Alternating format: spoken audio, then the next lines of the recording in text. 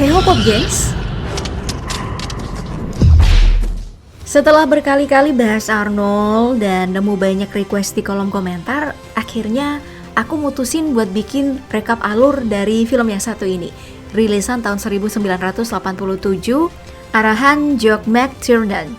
Kamu yang udah nonton atau mungkin fansnya Om Arnold, otomatis tahu sih ini film apa. Jadi nggak perlu basa-basi lagi, langsung aja deh sediain cemilan kamu, soalnya Predator bakal dimulai sekarang.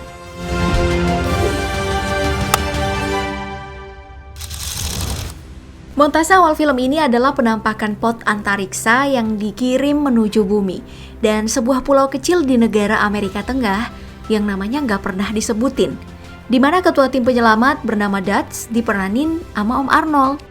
Tiba bareng sama anggotanya buat nyamperin General Phillips yang kebetulan pernah kerja bareng Dutch juga di masa lalu, dan salah satu agen CIA bernama Dillon yang lagi-lagi kenalannya Dutch. Nah, tujuan pertemuan mereka sendiri adalah rapat soal misi penyelamatan seorang menteri kabinet berpangkat tinggi yang hilang di tengah hutan sekitar markas kelompok pemberontak. Gegara helikopternya itu ditembak jatuh sama pasukan gerilya.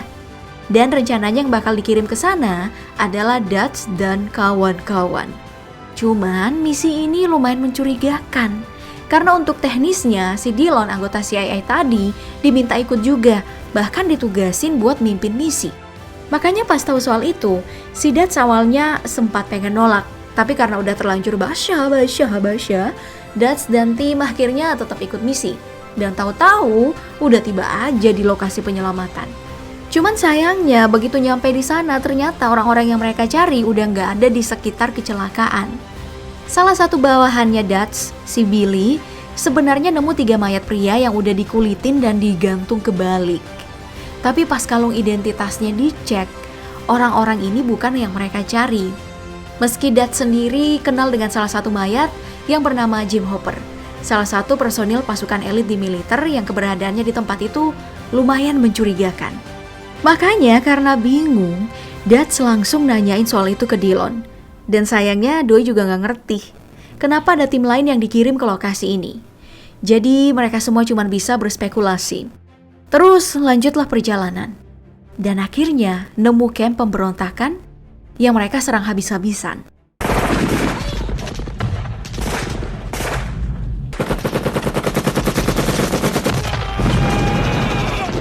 Sampai gak ada lagi pasukan musuh yang tersisa. Kecuali seorang perempuan bernama Anna, diperanin sama Elpidia Carrillo, yang akhirnya mereka bawa sebagai tahanan.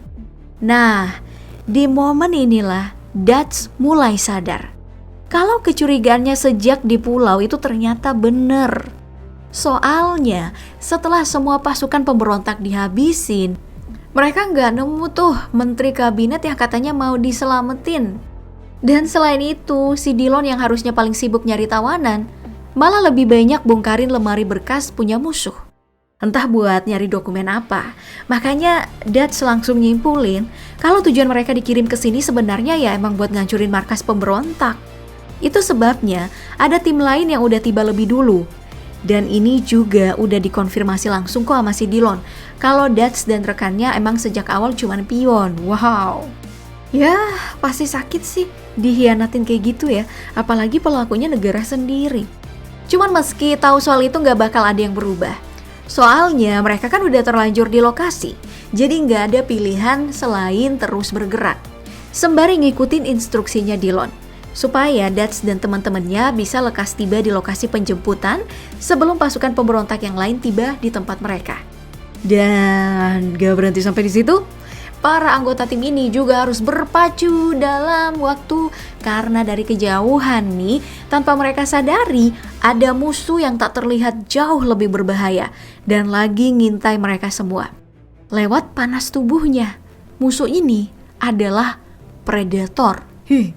Yang ngabisin, ngulitin, dan gantungin 3 mayat di awal film tadi. Sekaligus penghuni pot yang kamu lihat dikirim ke bumi dalam montase awal. Dan sekarang Predator ini lagi ngincar Dutch dan teman-temannya. Makanya pas Anda mukul Dillon pakai dahan pohon dan berhasil kabur, Hawkins yang ngejar dan berhasil nangkap malah berakhir naas di tangan si predator itu. Sedangkan Anna ditinggalin gitu aja dalam keadaan gemetaran dan berlumuran darah. Terus saking takutnya pas ditanya apa yang udah terjadi sama Hawkins, si Anna ini cuma bisa jawab kalau hutan jadi hidup dan bawa teman mereka. Ini praktis bikin Dutch CS ya jadi kebingungan. Makanya Doi cuma bisa ngasih perintah ke anak buahnya buat nyari si Hawkins, yang sebenarnya nggak jauh-jauh amat, kegantung di dahan pohon di atas mereka. Cuman karena mereka pas nyari nggak nengok ke atas, jadi nggak ada yang nemu sama sekali. Ya itu belum seberapa sih, masih ada yang lebih sadis lagi. Dan korbannya kali ini adalah anggota tim yang bernama Blaine. Doi itu ya sampai 2 kali kena ledakan energi yang mirip sama laser, sampai ledakin dadanya. Tentu aja Doi mampus. Makanya anggota lain bernama Mac buruan nyamperin dan tanpa sengaja lihat penampakan dari makhluk yang mereka cari. Pasti panik dong lihat makhluk serem itu. Terus secara refleks langsung nembakin ribuan peluru ke arah hutan dan praktis mancing anggota tim lain buat berdatangan. Lalu ikut lepasin tembakan.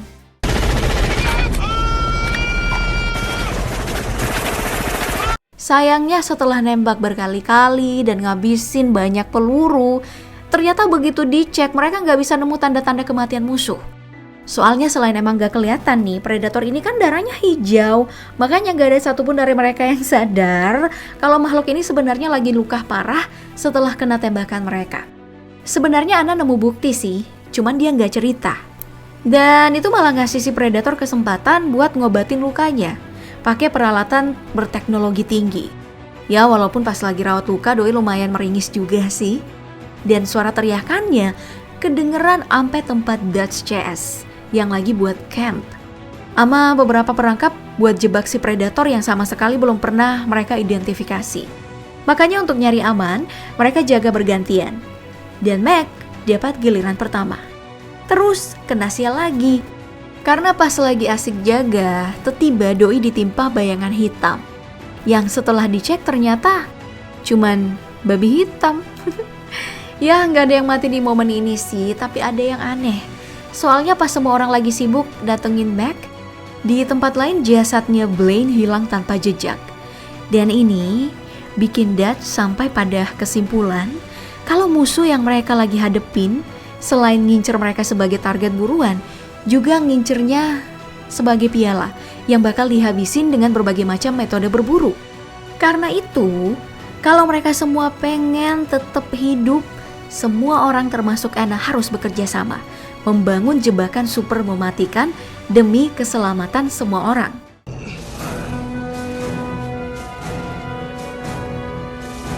Nah, di momen ini pas mereka lagi istirahat, dari anak kita akhirnya tahu kalau ini bukan kejadian pertama. Soalnya di desa setempat, setiap musim panas selalu ada warga yang hilang secara misterius. Dan begitu ditemuin, kondisinya udah jadi mayat tanpa kulit atau tanpa kepala. Siapa sangka kalau dari cerita itu, Dutch malah dapat kesimpulan lain soal jebakan yang gak bakal berguna tanpa umpan hidup. Iya, itu emang bener sih. Soalnya predator ini kan ngelihatnya berdasarkan panas tubuh. Cuman itu kesimpulan yang telat. Karena pas baru mau benerin jebakan, musuh udah keburu muncul, terus ngacauin jebakan mereka. Sampai jadi senjata makan tuan. Dan korban pertamanya adalah Poncho. Kemudian berlanjut ke Mac, terus Dillon, sampai Billy. Wah, yang ini ngorbanin diri sendiri sih. Mereka semua mampus jadi buruan si predator, termasuk Poncho, yang meskipun sempat bertahan untuk beberapa saat, akhirnya ya tetap habis juga kena libas. Di momen ini yang selamat malah cuman Anna, sedangkan Dutch walaupun masih bertahan hidup, lukanya itu udah ada di mana-mana. Terus lumayan sial juga karena pas berusaha cari perlindungan, Doi malah jatuh dari tebing. Untung di bawahnya ada sungai, jadi masih selamat deh. Sayangnya belum sempat bernafas lega, ternyata si predator sampai ikutan lompat ke sungai. Aduh, demi ngejar si Dutch ini. Jadi Doi terpaksa merangkak lagi ke sekitar akar pohon. Dan di momen ini Doi sebenarnya udah pasrah sih. Wah, soalnya kalau inget yang udah-udah, mana ada sih kesempatan bertahan hidup kalau udah ada di hadapan makhluk ini. Ternyata ada loh gengs. Dan itu berkat lumpur yang nutupin seluruh tubuhnya, sampai bikin panas darahnya ketutup. Terus nggak bisa dideteksi deh sama si predator. Ya berkat itu juga si Dutch akhirnya beneran selamat dan jadi ada kesempatan buat bikin jebakan baru untuk melawan balik sama musuh mengerikan ini. Dan di satu sisi ini keren sih, berani. Tapi di sisi lain lumayan bego juga gak sih? Soalnya kan udah ada kesempatan kabur, kok gak dipakai? Kenapa coba? Biar durasinya lama doang? Hah, dasar Hollywood ya. Bodoh amat lah, mau bego-bego aja dah. Mungkin begitu kata si predator yang lagi pesta dengan hasil buruan hari ini. Kalau nanti si Dutch mampus gegara gak kabur, ya itu salahnya sendiri ya kan? Cuman yang kayak gitu kan gak mungkin kejadian di film Hollywood tahun segitu sih. Harus ada yang ngalahin teror. Dan ini udah jadi tugasnya Dutch sebagai karakter utama. Makanya begitu semua persiapan jebakan udah kelar, Dutch langsung tuh nyalain obor. Terus teriak kayak Tarzan demi mancing si predator. Dan makhluk ini beneran kepancing dong. Dan dengan begonya datengin perangkap itu. Tahu nggak yang paling parah apa? Predator ini tuh sempat lewat di belakang Dutch. Tapi Doi nggak sadar kalau ada musuh di dekatnya. Oh malah gantian ya. Ini lucu sih. Apalagi begitu si predator lengah, Doi dengan gampangnya kena panah berpeledak dari si Dutch. Dan ini bikin perangkat tembus pandangnya jadi rusak. Terus mulai nembakin si Dutch secara membabi buta. Soalnya Doi kan gak bisa lihat karena ketutupan lumpur. Nah di momen ini masuk deh tuh serangan kedua. Dan kali ini gunain tombak. Dutch berhasil dong, sampai bikin si predator luka parah dan terpaksa harus ngobatin diri dulu ke dalam gua. Tentu Dutch manfaatin kesempatan ini buat maksimalin serangannya. Pakai bahan peledak. Sayangnya itu nggak cukup sih buat bunuh si predator. Sementara si Dutch sudah terlanjur merasa di atas awan-awan, jadinya gitu deh. Dutch akhirnya kegap dan masuk dalam genggaman si predator. Cuman bukannya langsung dibunuh, si predator malah ngamatin si Dutch dulu nih. Dan habis itu Doi langsung lepas topeng, terus nunjukin wajah aslinya yang enggak banget. Mungkin karena kali ini Doi mau beneran makan kali ya. Sayangnya itu keputusan yang goblok karena malah ngasih Dutch kesempatan buat melawan dengan tinjunya. Meski ya nggak bikin si predator luka juga sih. Tapi itu bukan masalah. Soalnya momen krisis semacam itu akhirnya bikin otak Dutch bekerja. Dan langsung ingat kalau dirinya masih punya satu jebakan lagi. Jadi Doi sengaja mancing si predator ini buat mendekat. Sayangnya gelagat itu kebaca dan bikin si predator ambil jalan muter. Makanya kali ini Dutch beneran di ujung tanduk. Di momen ini kita akhirnya jadi sebel.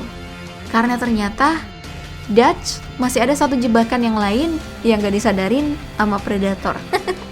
Dan praktis berhasil bikin makhluk serem ini jadi luka parah. Sampai mau meninggoy. Sekarat ya maksudnya. Makanya si Dutch sudah bisa bernafas lega. Lega banget. Karena si monster akhirnya kelar. Cuman lagi nih itu pemikiran yang wrong alias salah. Karena pas dicek ternyata si monsternya masih hidup. Dan punya satu senjata akhir. Berupa bom tangan berdaya ledak tinggi. Jadi ada adegan lari-larian dulu deh sebelum filmnya habis.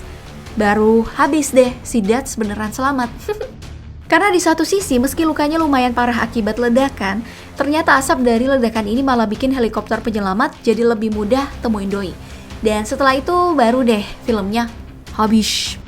Well, thanks Hollywood udah bikin film dengan pesan bagus kayak gini. Soalnya bikin aku sebagai manusia lumayan merinding.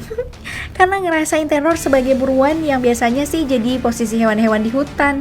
Makanya banyak adegan yang mesti di skip dari rekap soalnya sadis cuy.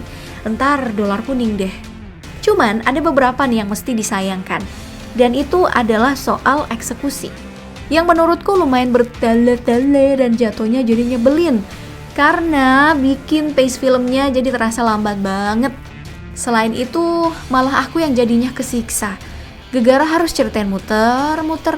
Padahal ceritanya emang muter-muter kayak kebijakan PPKM. Tapi untuk ukuran zaman dulu, film garapan Lawrence Gordon Production, Silver Pictures, sama Davis Entertainment, ya lumayan sih dari segi ide cerita utamanya unik banget. Salut dah sama dua bersaudara Jim and John Thomas. Makanya sampai dibikin beberapa sequel. Tapi ya itu tadi, eksekusinya kayak film underrated. Emang underrated sih. Tapi bolehlah buat ditonton.